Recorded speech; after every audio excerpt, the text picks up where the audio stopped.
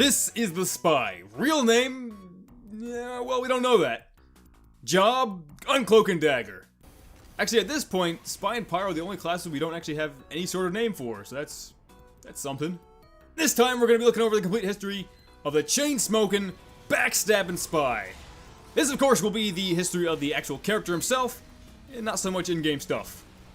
And as always, we're going to start before the beginning. Looking back at the concept art of the Spy, he really hasn't changed. He's always been a guy in a ski mask and a suit. In this one, he has a bow tie, though. There's probably the least amount of known concept art of the Spy compared to any other class. And yeah, he's also probably changed the least from his concept art to the finalized version. In the first TF2 trailer from 2006, the Spy has a striped tie and can be seen with armbands, which I assume were meant to have his class icon on them, though they appear blank in the actual video. Spy's Gibbs, when he's blown up, actually still uses beta design. The Spy is voiced by Dennis Bateman, who also voices Pyro in the Valve game Team Fortress 2. Maybe you've heard of it. He's also done work on other Valve games, including a helicopter pilot in Left 4 Dead and Invoker in Dota 2. When auditioning for the Spy, Bateman tried both a German and British accent in addition to the French one we all know. According to him, they were looking for a Eurotrash accent. So, Spy is, he's a pretty mysterious guy. That's part of his character, and that's probably why so many of you wanted to see me compile everything I could about him. But there's not really a whole lot. We know he's from France, or so he says. I mean, we don't even really know what he looks like. We've never seen him fully unmasked, at least not in anything official. Though, in the comic Unhappy Returns, we see him with his mask pulled up so that he could shave with a mini razor that he pulled out of his tooth. But it does show him with sideburns and hair on his chin. Though it's possible that this is just because he's been in prison. He might not look like that normally. And speaking of, we also know that most, or maybe all of Spy's teeth are fake so that he can hide items that he might need in them. Like cyanide, or that mini razor, or a whole mini Cornish game hen dinner. Including little candles, that's nice. Spy is certainly a man of expensive taste. In fact, his silk tie costs $9,000, and his custom-tailored Louis Cramarche jacket costs $10,000. And that's in late 60s, early 70s money. Today that'd be about $66,000 for the tie and $73,000 for the suit. And in Unhappy Returns, he drives a car that resembles a Bizzarini Strada, which originally cost $10,500 in 1965. So still a pretty expensive car. In the Scout History episode, I still get comments trying to tell me that Tom Jones isn't actually the Scout's dad, but that the Spy is? I mean, come on guys, did you even read the comics? It's clearly Tom Jones.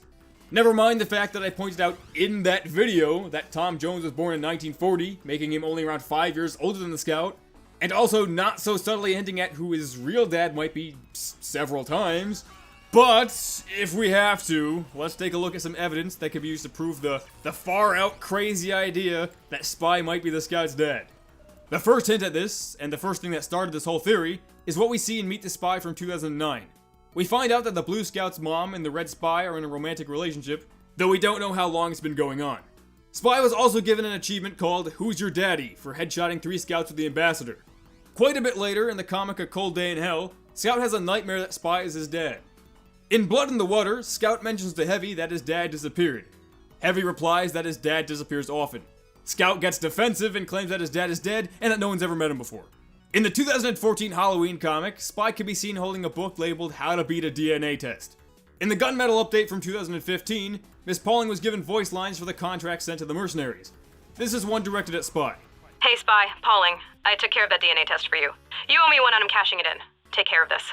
And finally, when the Scout is dying in the comic The Naked and the Dead, Spy disguises himself as Tom Jones to tell Scout that he is his father. And that last one does kind of more or less confirm it. Now, it's not outright stated, so they could always pull like a bait and switch, even if that would be incredibly lame, but it could happen. It would appear that the other mercenaries and Miss Pauling know about their relationship and that Spy doesn't want Scout to find out. As far as we know, Scout doesn't actually know who his father is, but it seems that he does have a suspicion that it is Spy and doesn't want to admit it, because Spy and Scout don't really like each other. But Spy doesn't really seem to like anybody except for Scout's mom.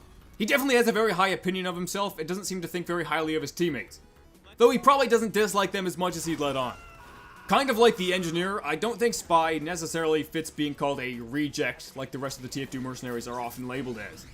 He seems to be pretty intelligent and relatively level-headed. Maybe he works with them so he can watch over Scout without making it seem like he cares. I mean, it's possible. It seems like kind of a big coincidence that they would end up on the same team together. As far as we know, Spy was completely absent from Scout's childhood. He just went out for a pack of cigarettes and he's gonna come back. From what we know, he's probably been in a relationship with Scout's mom for a pretty long time. So maybe it was just kept secret because of Spy's job as a spy. Scout does have 7 older brothers though, and they probably aren't related to the Spy. If he didn't want to help raise 1 kid, I kinda doubt he has any interest in raising 8. So Scout is 23 during the main events of the game, and around 27 during the events of the comics. Considering Spy doesn't look that old, at least not significantly older than the other mercenaries, we can assume that Scout was born when the Spy was pretty young. If he was, let's say 20, that'd make him around 43 during the main events of the game, and around 47 during the events of the comics.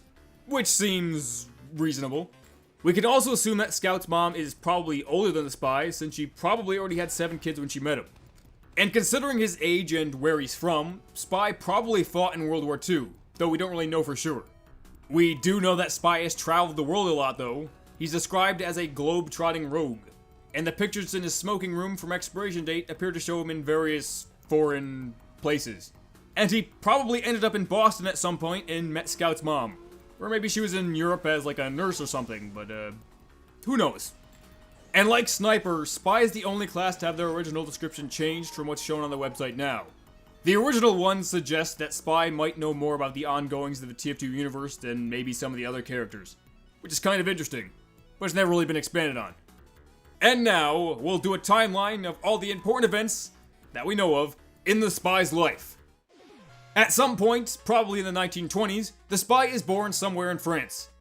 Sometime before or around 1945, the Spy meets and begins a relationship with Scout's mom.